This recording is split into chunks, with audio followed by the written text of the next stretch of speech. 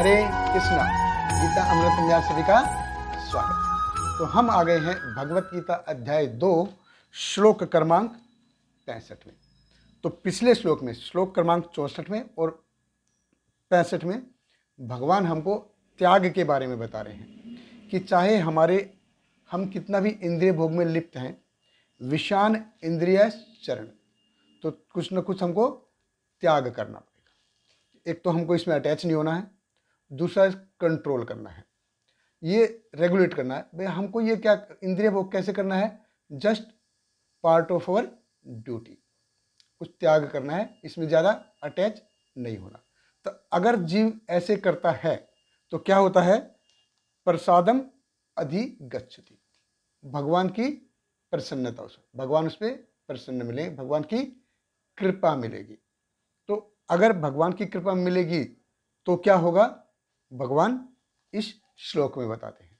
तो भगवत गीता अध्याय 2 श्लोक क्रमांक 65, भगवान कृष्ण कहते हैं, प्रसादे सर्व दुखानाम हानिरस्य उपजायते प्रसन्न चेत सोहियाशु बुद्धि प्रिय अवतिष्ठिते। भगवान कृष्ण कहते हैं, इस प्रकार से कृष्ण भावना अमृत में तुष्ट व्यक्ति के लिए संसार के तीनों ताप नष्ट हो जाते हैं और ऐसी तुष्ट चेतना होने पर उसकी बुद्धि शीघ्र ही स्थिर हो जाती है। तो भगवान कहते हैं कि प्रसाद, प्रसाद किसी ने हिंदी में सही कहा है प्रसाद, प्रसाद प्रभु के साक्षात दर्शन, यानी कि भगवान की कृपा।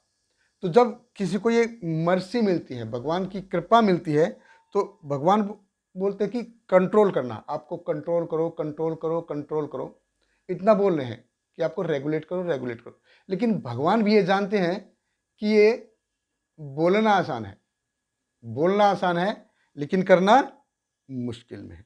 लेकिन भगवान देख रहे हैं, भगवान देखते हैं, देख रहे हैं कि जीव जब भगवान को प्रसन्न करने का प्रयास करता है, भगवान के पास जाने का प्रयास करता है, अपना जीवन भगवान को समर्पित करने का प्रयास करता है, तो भगवान बहुत जल्दी प्रसन्न होते हैं।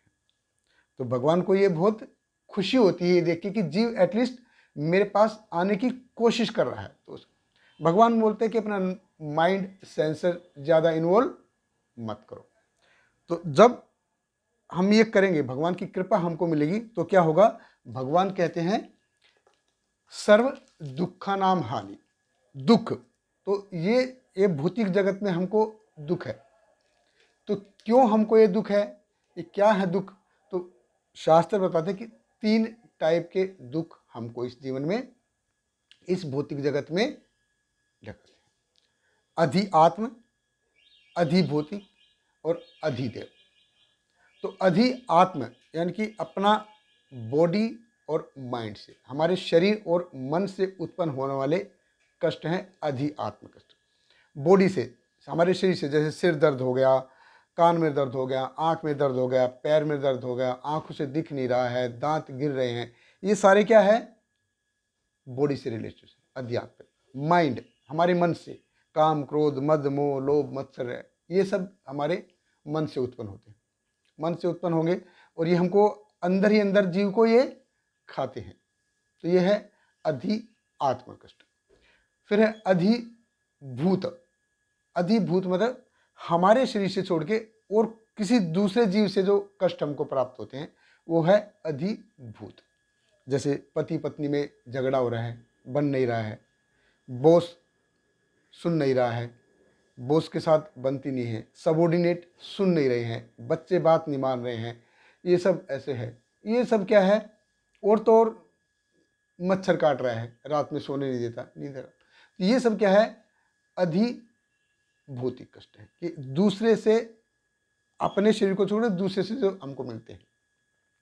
फिर तीसरा है अधिदेव, अधिदेव जिसमें हमारा कोई कंट्रोल नहीं है, ये देवी कृपा से है। जैसे ज़्यादा बारिश हो गई तो बाढ़ आ गई, बारिश नहीं हुई सूखा पड़ गया, ये हो गया। ज़्यादा गर्मी हो गई, ज़्यादा ठंडी हो गई, ये मतलब हमारा इन पे कोई कंट्रोल नहीं है, जीव का उस पर कोई कंट्रोल नहीं है, ये सब होता है, ये अधिदेव। तो इसमें क्या है कि आदमी क्या है, जीव है, हमेशा डिस्टर्ब रहता है, डिस्टर्ब रहेगा, हमेशा ट्रबल रहेगा उसको।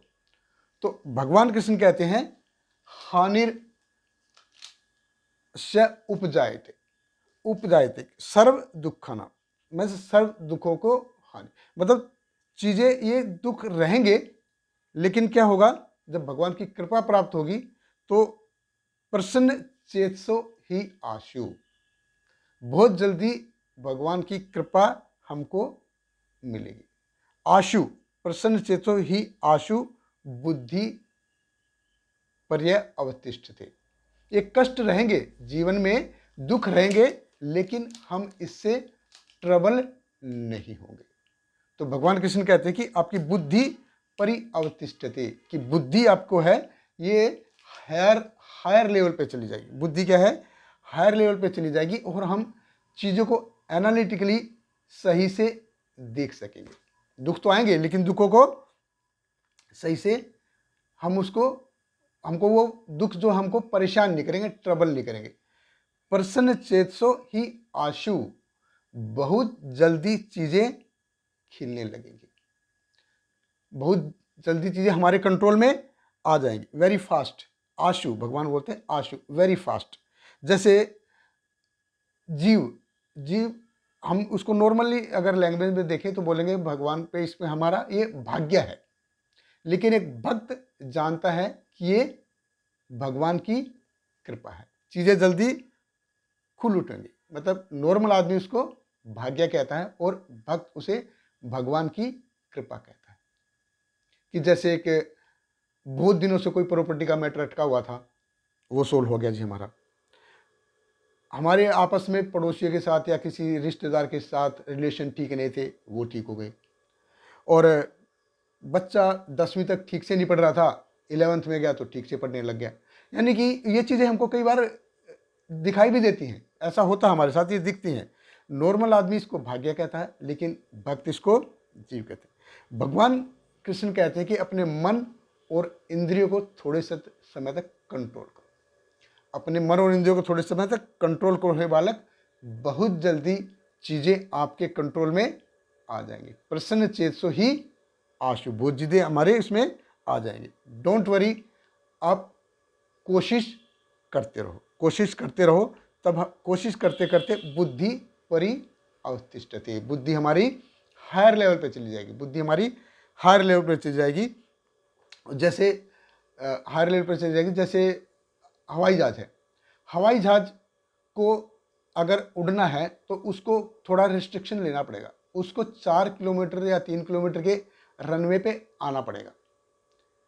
अगर वो देखेगा, अगर ये सोचेगा हवाई जहाज कि यार देखो बाइक है, साइकिल है, कार है, बस है, मोटर ट्रेलर हैं, बड़े बड़े ये हैं, ये रोड पे आराम से इधर उधर घूम रहे हैं, आराम से इधर उधर मुड़ रहे हैं, और मेरे को क्या है, मेरे को सीधा रनवे पे जाना पड़ रहा है, उसके लिए फ्रीडम नहीं है।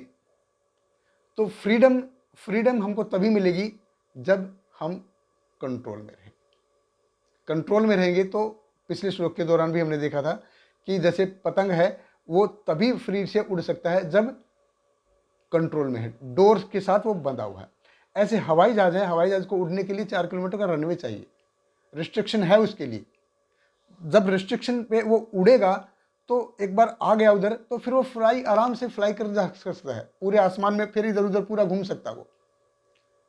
ऐसे ही लैंडिंग के टाइम पे उसको कंट्रोल करना है और रनवे पे आना है, अगर सेफ रहना है तो।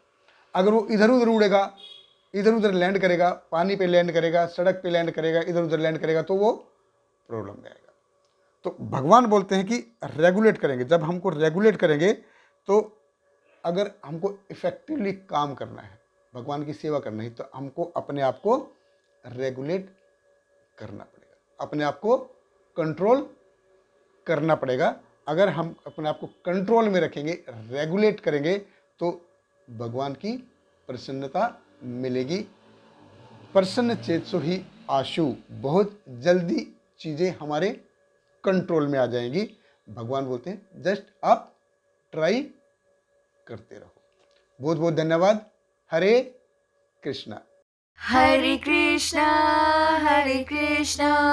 कृष्ण कृष्ण हरे हरे, हरे रामा राम राम हरे हरे।